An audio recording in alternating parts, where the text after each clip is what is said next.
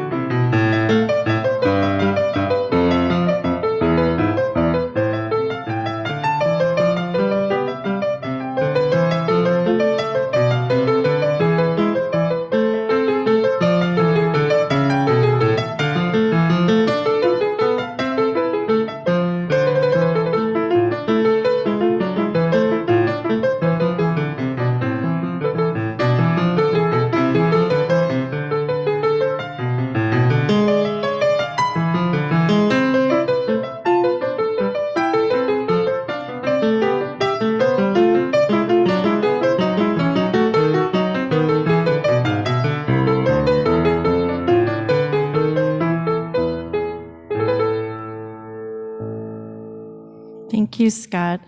Greetings, everyone, on this lovely day. Welcome to our community worship with the UU Congregation of Charlottesville.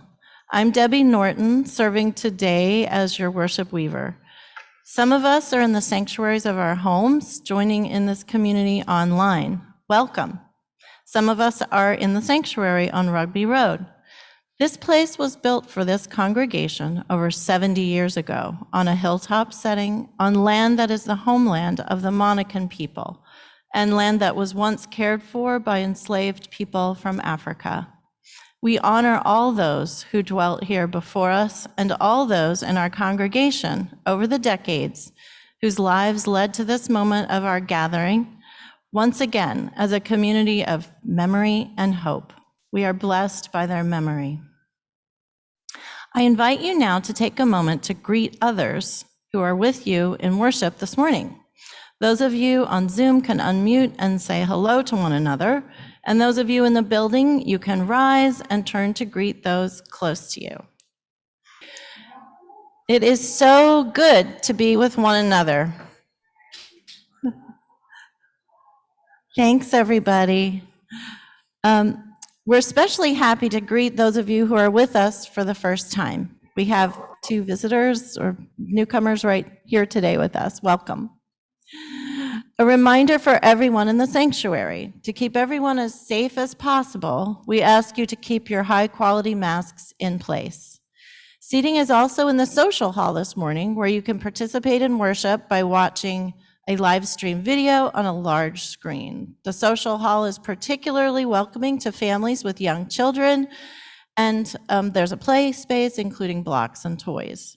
Supervised play is also available on the playground during worship.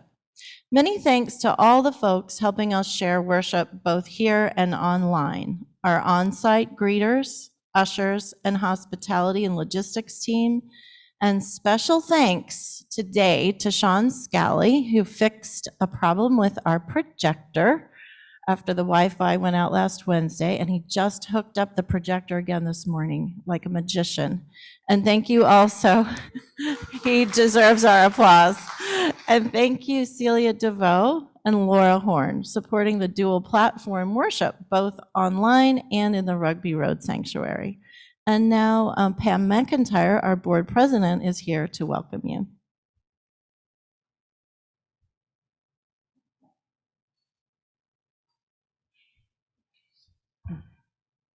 Good morning. Welcome to church. I am so grateful to be here with you today in a real and virtual sanctuary. Oh, better? Okay, sorry. Thank you. I am grateful to be here with you today in a real and virtual sanctuary of love and kindness in very troubled times. As our congregation begins a time of developmental ministry with Rev. Tim, the board is looking at all aspects of congregational life, from how we can deepen our sense of community life and how we can even be more welcoming to newcomers, and how we can further our stewardship ministry. We look forward to talking with all of you about your ideas as we move into this new stage.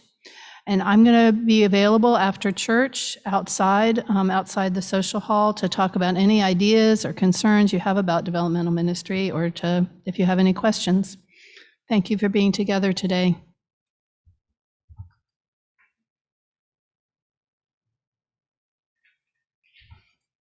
Thank you, Pam. Later today, the thousands of UUs who are attending our denomination's annual General Assembly will be worshiping together. You also are cordially invited to join this dual platform worship, which will be live streamed from Portland, Oregon, beginning at 12:30 on our East Coast time. The link can be found at uua.org. For our service here this morning, we want to share with you a taste of what a General Assembly Sunday service is like. We have chosen segments of the 2019 General Assembly Sunday service. Music from the UU Delegates Choir, a prayer from the UUA President Susan Frederick Gray, and the moving sermon by the Reverend Marta Valentine. This service was before the pandemic, so you won't see masks. It was filled with the messages and themes that are so important to us then and even more so today. It is especially moving to see in the closing song of this service some of our leaders who have died in the past 3 years. You may or may not have known them, but they are loved and held in thankful hearts for all those who have benefited from their commitment to our faith. Let us bring our hearts and minds into worship with these words of Reverend Michael Slack, community minister for the Black Lives of Unitarian Universalists. May this gathering be a powerful testament to our gifts, the richness of our lives, and our collective voice. May all that we are and all that we bring offer us every lesson we may need to be healing forces within ourselves, within our communities, here and beyond, and out into the world. What a great blessing it is to be together. Let us worship and join in rising to sing along with this opening hymn.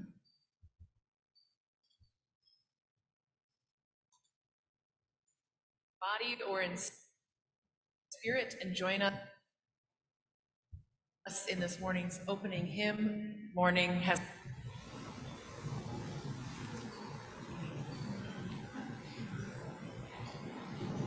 or in spirit, and join us in this morning's opening hymn, Morning Has Come.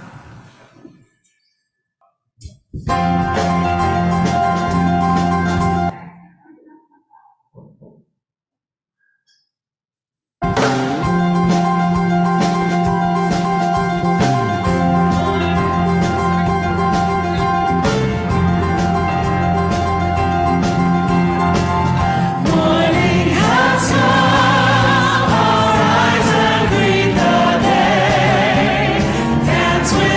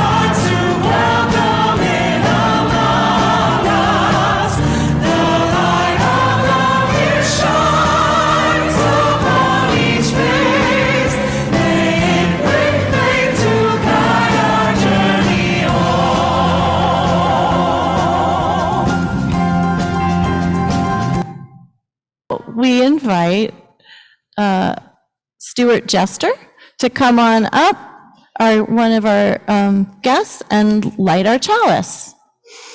And thank you for being willing to do that, Stuart.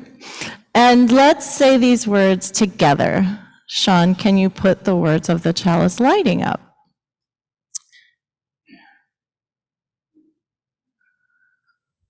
We gather this hour as people of faith with joys and sorrows, gifts and needs. We light this beacon of hope, sign of our quest for truth and meaning, in celebration of the life we share together. And we can do our hand motions. We light this chalice to celebrate Unitarian Universalism. This is a church of open minds, a church of loving hands, and a church of loving hearts.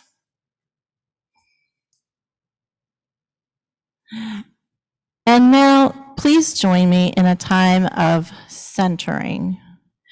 Breathe deeply and feel the power of quiet where you are, aware of life around you, birds, friends, traffic sounds, sounds of life, while you breathe in and out, together with us all.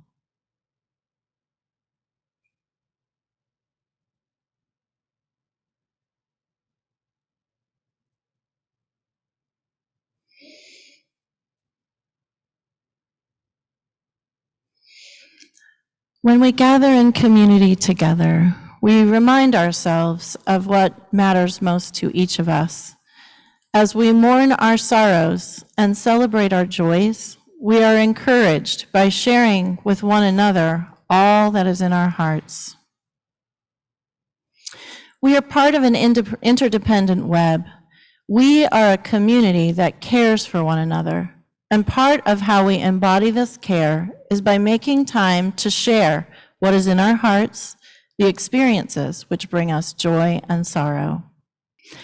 This community offers its love and support to what is closest to our hearts. Another way we show care for one another is in sharing our financial gifts with our community and our congregation. Sean, could you please show us the slide for giving for the June Social Action Collection? This is a very relevant collection this month. As we all know, the Supreme Court overturned Roe versus Wade. In the month of June, we invite you to give to support the work of the Blue Ridge Abortion Fund. Blue Ridge Abortion Fund believes that offering help to women is an act of radical care, and that all people should have the resources to make their own decisions about their bodies and their lives. And now Sean will put up the slide to show you how you can support the ongoing ministries of this congregation. Each week, we invite everyone to the spiritual practice of generosity by giving to the ministry of our congregation. Through your pledges and with the weekly Sunday morning offering, together we build the future of our congregation and our larger community. This is our shared ministry. From you we receive, and to you we give. During the music which follows, you may choose to make your Sunday morning offering by using the text address or going to our website. Here in the sanctuary, you may bring cash or checks forward. During this musical prayer of thanksgiving, you are invited to share not only financial gifts, but you are also invited to share the joys and sorrows in your hearts. Those on Zoom may put them in the chat box, and those of you at Rugby Road may come forward to place a stone in the water. This stone symbolizes what is in your heart, and the water represents the soothing embrace our caring community offers for your joys and sorrows. You may also leave us a note on the joy and sorrow paper provided here.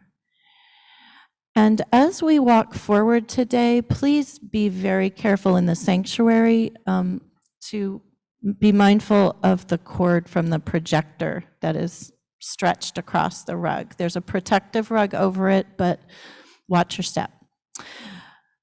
As we hold one another in a compassionate embrace, may we also dedicate all of the many gifts we share with one another by saying, "We accept your gifts with gratitude. May we use them wisely for the highest good."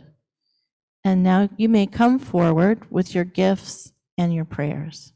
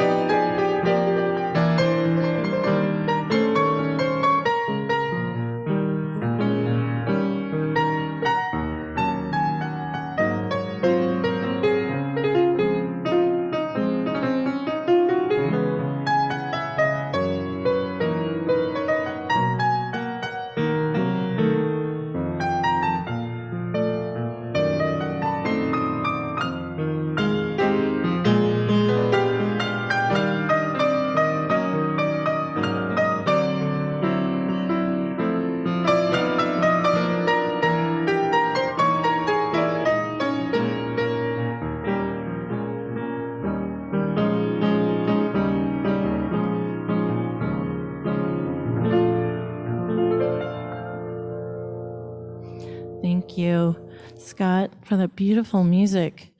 We're going to see a slide with some words from the Reverend Susan Frederick Gray, the president of the Unitarian Universalist Association.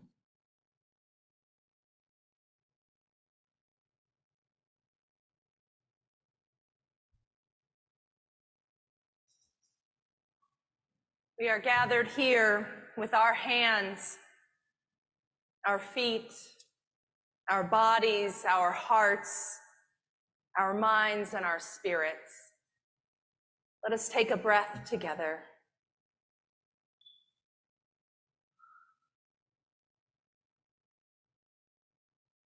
This collective breath reminds us that we are gathered, diverse, unique, individual, and connected, interdependent, gathered as we. We are here with gifts and needs, with joys and heartbreak, with good work that has been done and more that is before us. Will you join your hearts with me in a moment of prayer and meditation?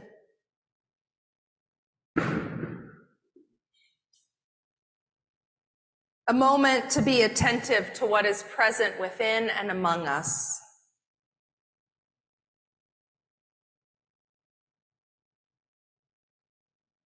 Spirit of life, we give thanks for this time to be together. We give thanks for the ways that this community and this faith nourishes our spirits, inspires in us courage, holds us in our time of despair or fear, strengthens us in our time of need. This we ask, that our awareness might be open to the ways that we are connected not only to one another, but to all living beings. This we ask, that our spirits might grow in courage and fierceness and in our capacity to risk in order to protect one another. This we ask,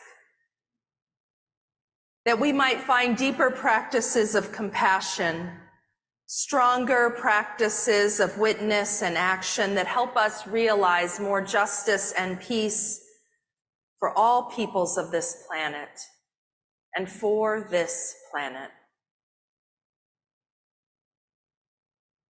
This we ask. May we have space in the midst of heartbreak and loss to be comforted, to attend to and nourish and care for one another. Spirit of life, fill our lives and open our spirits to joy and to music and to the gifts of beauty that remind us of the wholeness that is present already within and around us. The wholeness that we seek to embody and nurture, the wholeness we seek to share, a wholeness of being, a wholeness of life, a wholeness of justice and peace. We give thanks for the many blessings and all the gifts that we receive from sources beyond ourselves. We give thanks for the ways we are a gift to one another, for the presence and the power of community, of the we in our lives. May we feel it holding us. May we be strengthened by it always. Amen. Ashe.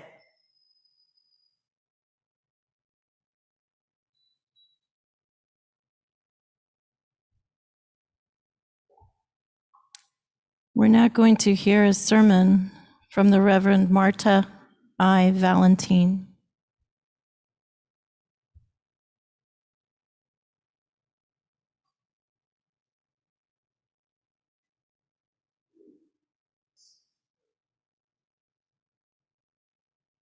I like to see with whom I am about to share the meditations of my heart, especially when I want to begin by saying, I love you. I do. Love is a choice. Love is a way of being. So I love you. And here is the truth in that statement. I must love you to choose to remain among you.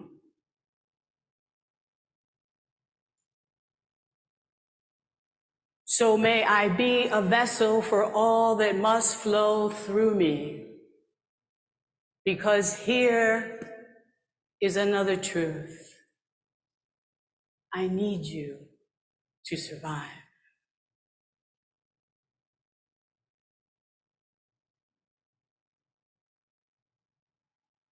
Here ends my sermon.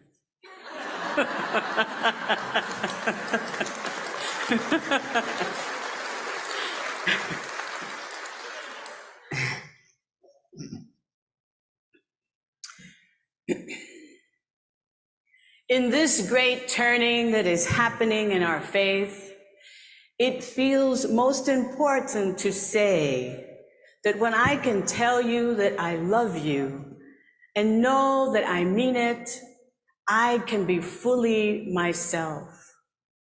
I am empowering myself, and that I hope it means that you too can be fully your empowered self. and that you will roll, step, sidle up into this circle made of my arms and meet me halfway, even if I say hard things. I was pulled to review past General Assemblies in preparation for this service because I felt that from year to year, important messages are forgotten. Thus, I wish to include some of those voices today in words and in music. When our theme, The Power of We, was revealed, many from the historically marginalized communities immediately asked, who is the we? It felt like the assumption was it is all of us Unitarian Universalists. But is it? When many of us from the Black, Indigenous, and people of color communities experience a kind of Unitarian Universalism that is neither what we were told it is, nor how we know it could be? Is it? When our trans family is repeatedly muted? Is it? When our people living with seen and unseen disabilities are made invisible anyway? Is it when Christian UUs and military chaplains feel they have to be in the closet?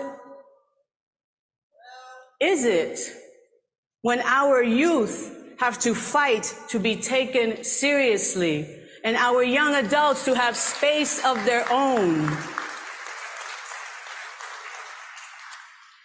As a Latina with skin in the game for 30 years, I observe the changes our faith tradition is undergoing and note that those not paying attention continue to perpetuate old narratives, like nothing has really changed, it just looks different.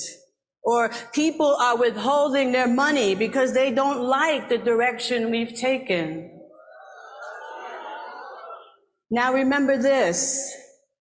These people are Unitarian Universalists who are trying to live out our 7 principles and maybe even an 8th one day.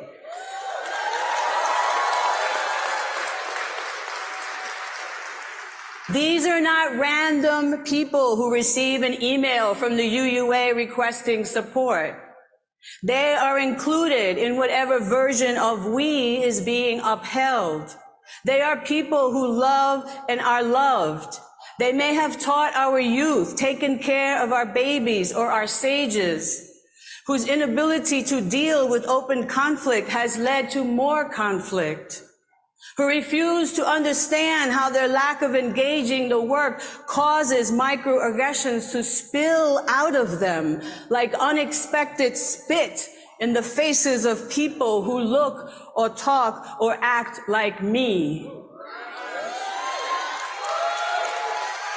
who hang on to the supreme whiteness of being at all costs, and who have not been able to grasp that we are all swimming in poisoned proverbial waters.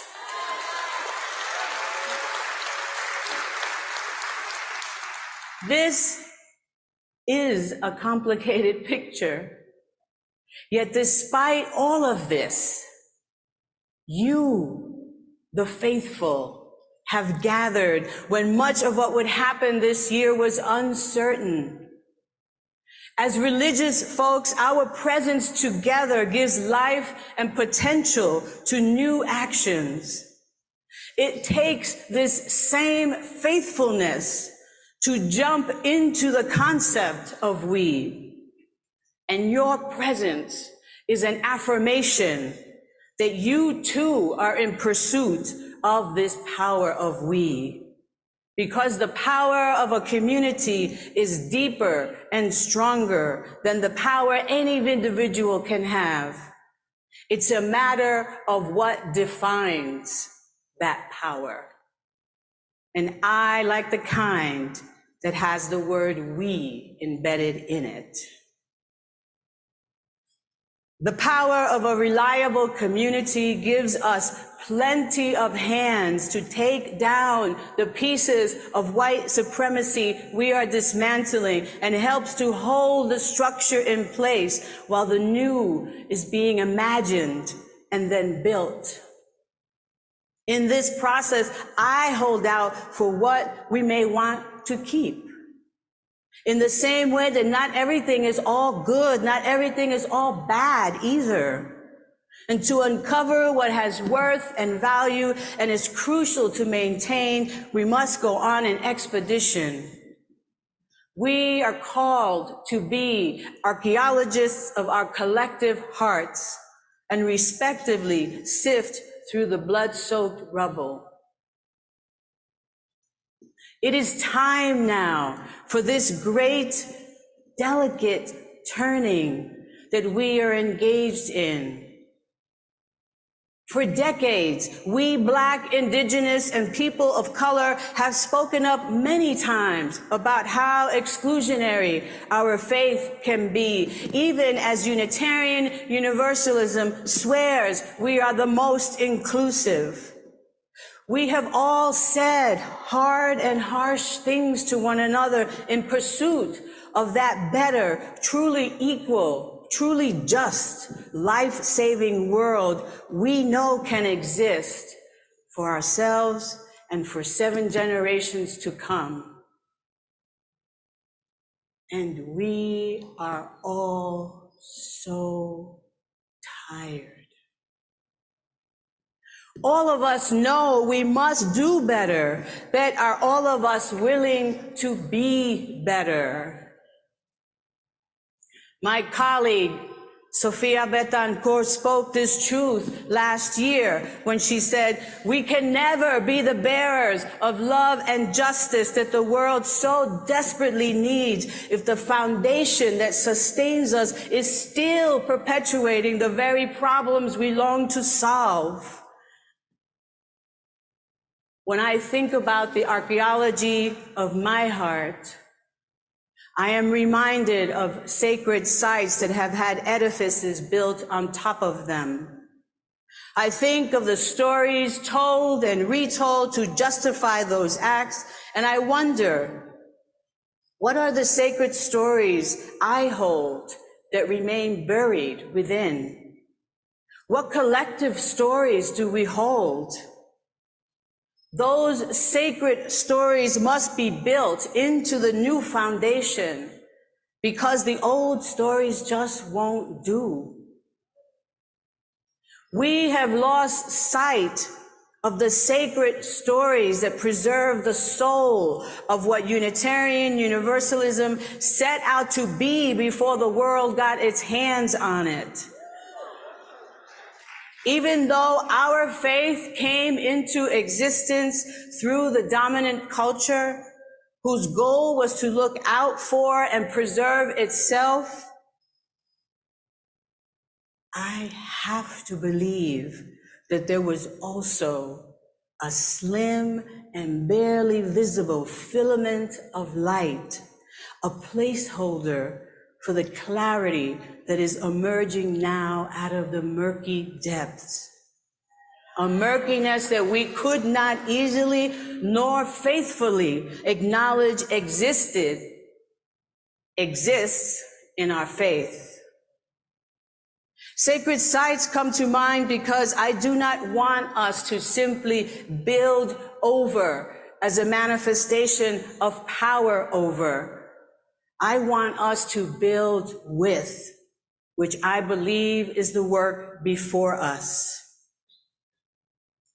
I do not want us to be like Mexico City's cathedral, built over an archaeological treasure trove that was once Tenochtitlan, the city of the Aztecs, known as Templo Mayor.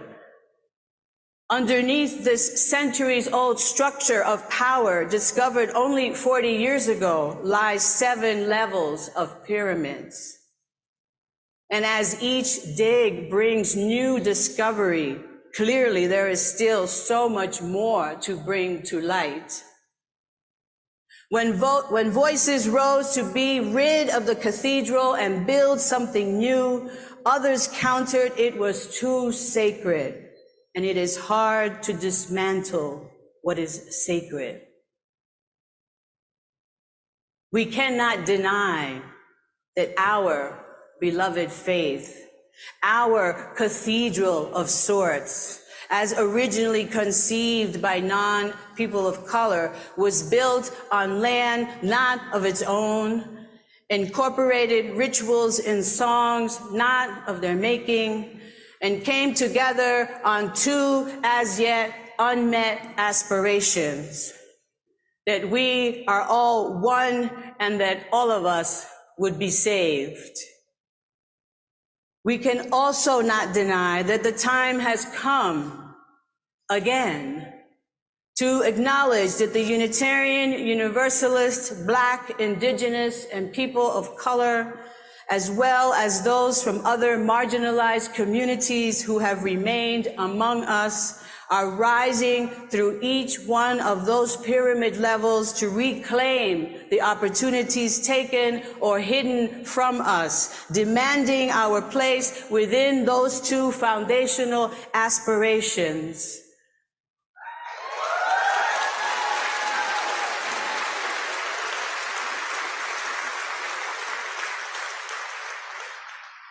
As an archaeologist of my heart, I am digging with small brushes and toothpicks in search of my own Black and Indigenous roots as a Puerto Rican. All of us Boricuas have African, Taino, Indian, and Spanish blood in our veins, but not all of us were raised with that recognition. Now, I am not saying that is the fault of this faith.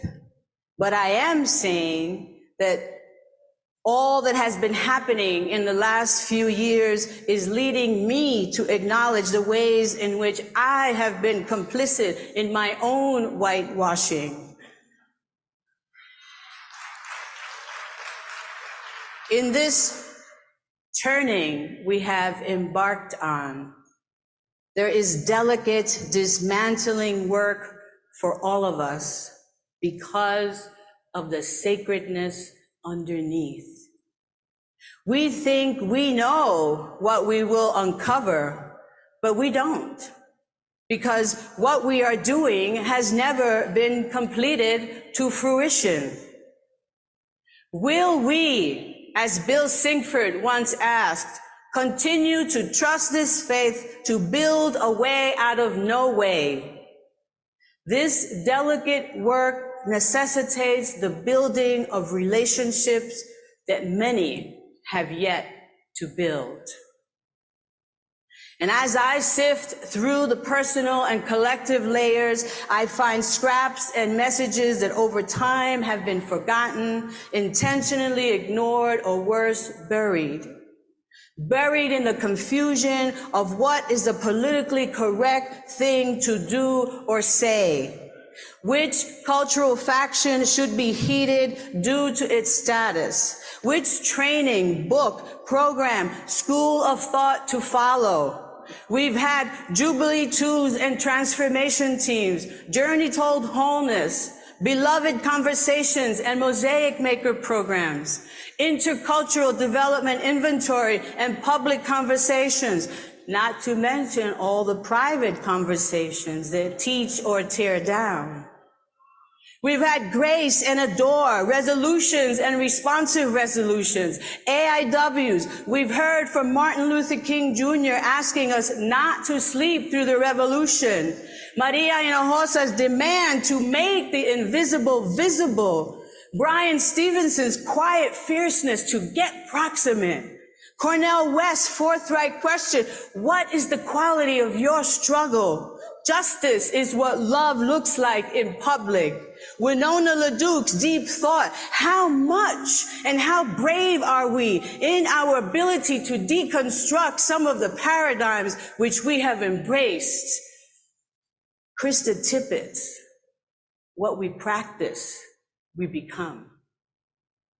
with her offering of a way to start a whole new kind of conversation. Pose a question to another like, what is love? And then answer the question searchingly, honestly, through the story of your life. And there has been so much more. So I'm curious, after all that we have heard as a faith community, all that we have done, all the programs, interventions, exceptions, strategic plans, departments created, why are we still here?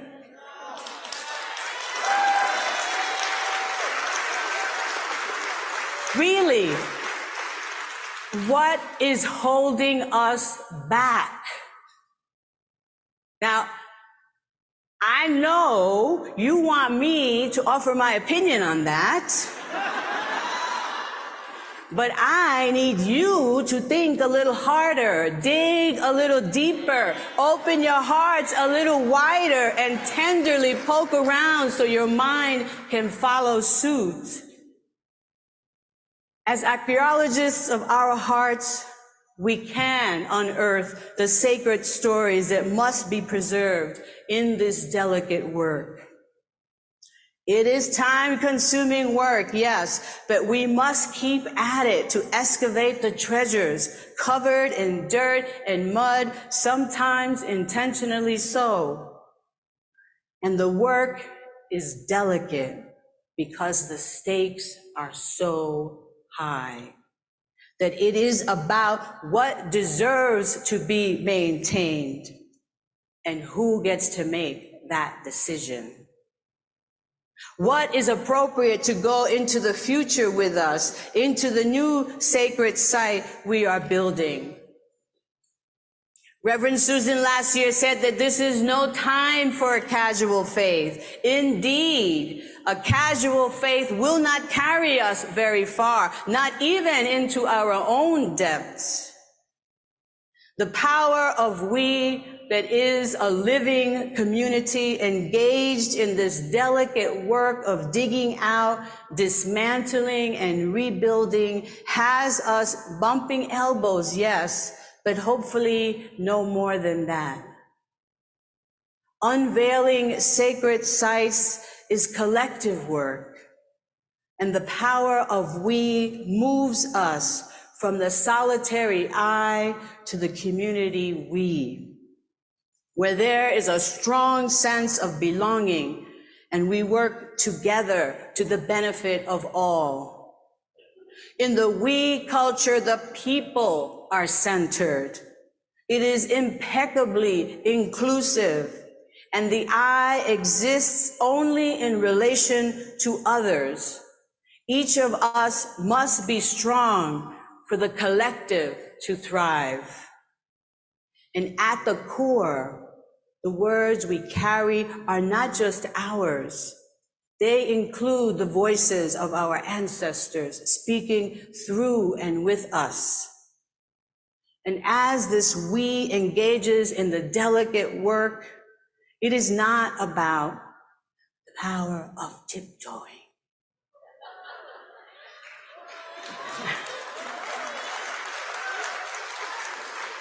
The work requires speaking respectfully as we uphold our covenants. It asks us to listen reflectively, to teach the truth authentically, and extend compassion to others we might not care for. And in the end, I have to take a sip of water for this one. Excuse me, pardon me.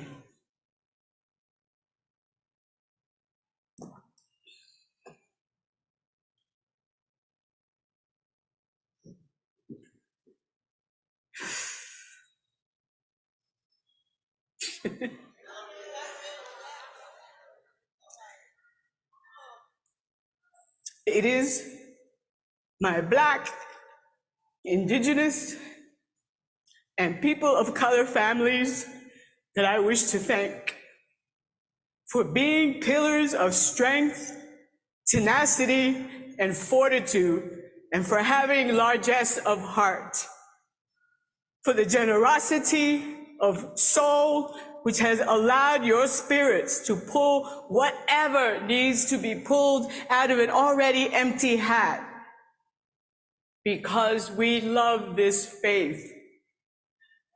Its theologies have saved us, and we want to save our children and our children's children from an increasingly frightening world.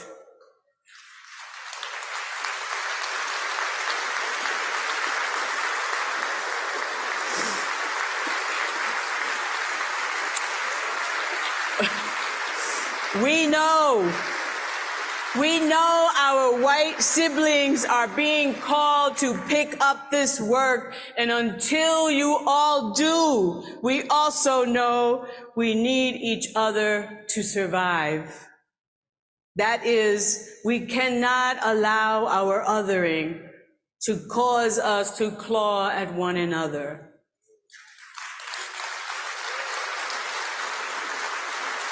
I want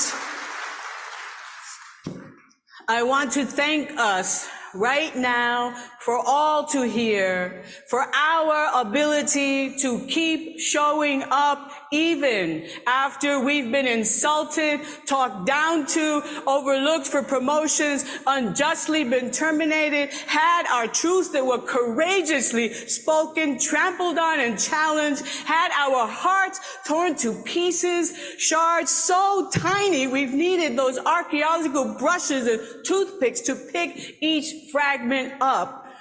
And we've survived on the glue that is our love for each other, to set our beautiful, sensitive, strong, powerful hearts back together to face another day.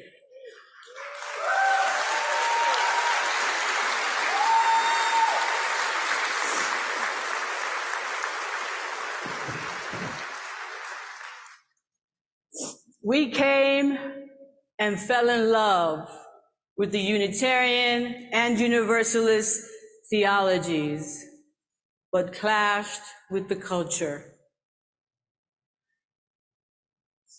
And hear me when I say, this is not a pity party, but it is to say that we do it all because this faith is ours too.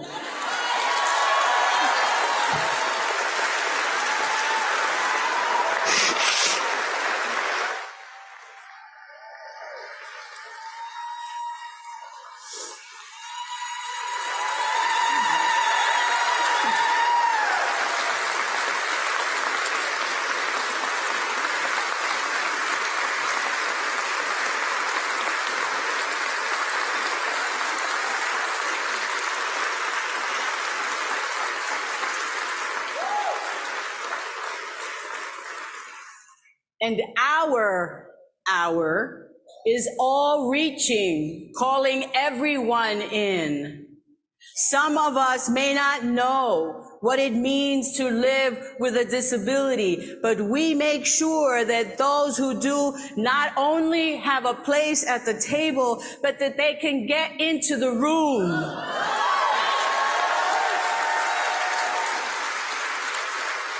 Some of us may not know what it means or how to use the appropriate gender identity or pronoun, but as we develop relationships, there is clarity.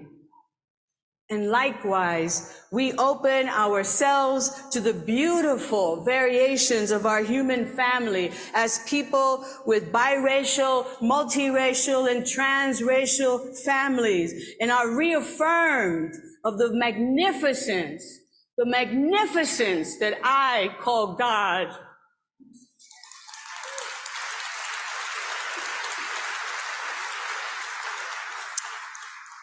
Ubuntu, I am because we are. This is our power of we. And it is time now, because it is an extraordinary time to be alive. And we should all get to be the ones to shepherd this delicate turning with all the love we can muster. This turning that should have happened 50 years ago is our great collective call now.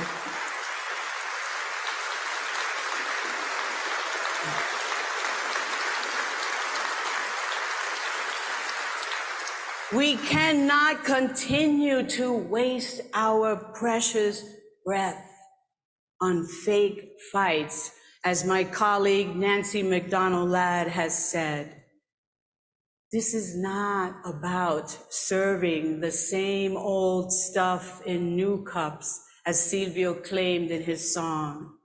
This is about ministering with new ideas in new cups to thirsty people.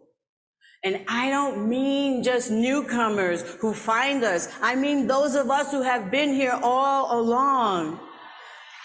We have become so thirsty for the faith we know this could be and should be. The presence of all the historically marginalized UUs that has made us open and affirming has added a depth that only we could have 7 pyramids deep.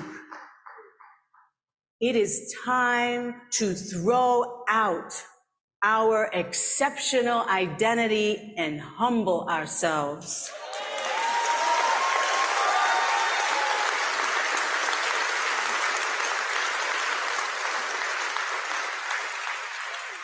We are not all that.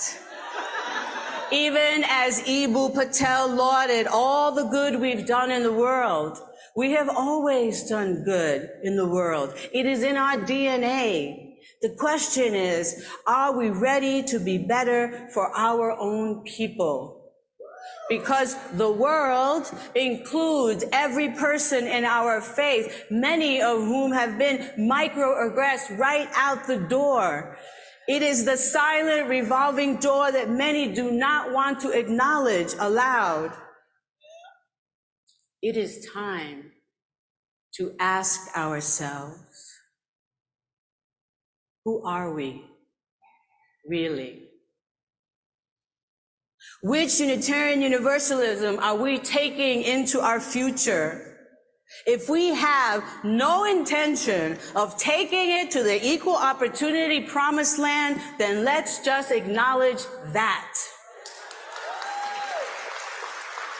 Or let's Marie Kondo our unfaithful practices and release what no longer serves us and make room for what will.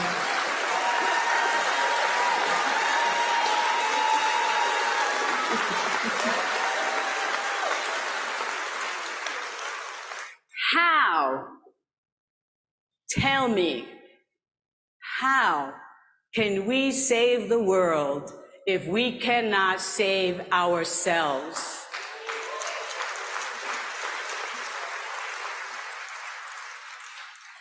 And now remember, I say this because I love you and I need you to survive. But I also need to say, and I speak only for myself, I am running out of truths to tell and ways of saying them. It is time now to keep this beloved faith from fracturing. Moreover, in this delicate turning, let us remember that before anything, ante todos, somos seres humanos. We are human beings who have chosen to travel together to make a new, more just world together. We must continue to choose each other as companions if we are to accompany one another. And am I saying we all must be the same? No. Am I saying that power needs to be shared? Yes. Am I saying that power needs to be given away? Yes. This is part of the delicate turning, the willingness to be led, to accept that there is much you do not know and the others do. Others whose voices have been kept marginalized and thus silent by even us, exceptional people. And in this delicate turning, holding our humanity before us, loving ourselves over this hump, loving others enough to let them in, not just into our pews, but into our hearts. Not just intellectually into our minds, but into our very souls. If we could do that, we can truly call ourselves exceptional.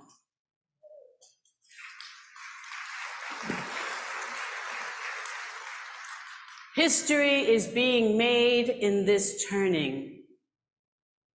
Will we turn back onto ourselves and make of the circle a rut? Or will we move slightly, delicately, and like a spiral, go deeper? Tell me, what are you ready to do with your now? How will you become ready if you are not yet? Frankly, no one is ever completely ready, and no one's comfort is at the center. You just do what must be done. As Brittany Packnett so eloquently stated last year, your power is waiting on you to pick it up with love and expectancy and get to work. Let's be co-liberators and let's get free together. Our world is waiting for us, and so is our faith. Que así sea, so may it be. Amen, Ashe, and blessed be.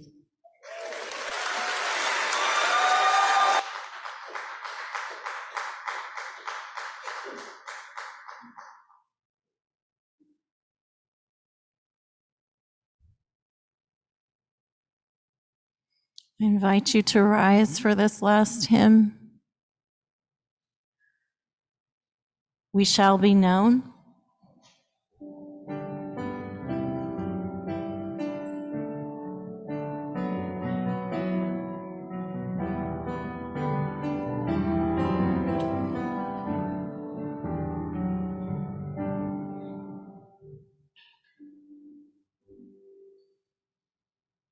We shall be known by the company we keep, by the ones who circle round to tend his eyes. We shall be known by the ones who sow and reap the seeds of change alive from deep within the earth. It is time now.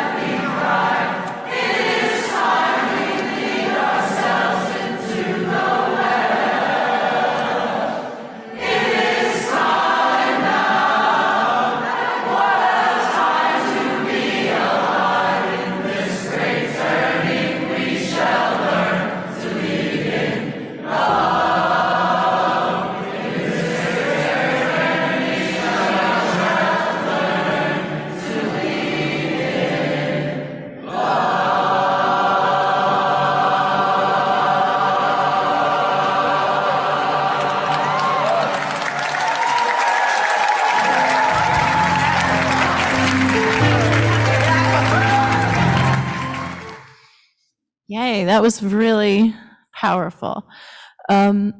So I invite those of you who are interested in protesting today at 7:30 in front of the county office building. Those of you who would like to demonstrate about Roe versus Wade. And now our service is over, and we extinguish our chalice, but not the light of love and life, which we each carry forward into the world. Go in peace.